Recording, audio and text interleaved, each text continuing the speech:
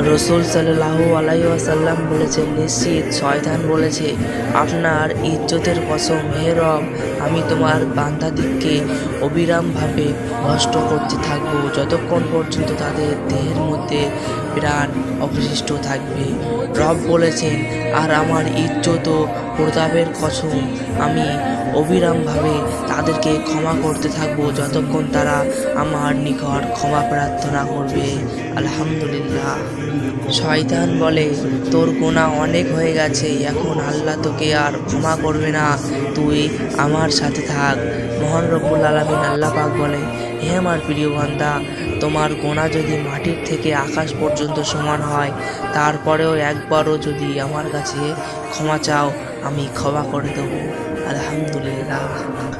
জুম্মার দিনে এমন একটি সময় আছে যখন বান্দা আল্লাহর কাছে যা চায় তাই তাকে দেওয়া হয়, আর এ সময়টি হলো জুম্মার দিন আসর থেকে মাগরিব পর্যন্ত একটি সময়।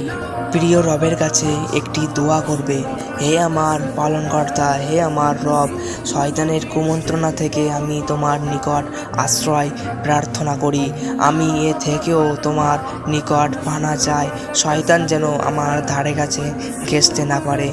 আমিন। ইনশাআল্লাহ রব তোমাদেরকে শয়তানের হাত থেকে রক্ষা করবে। আমিন।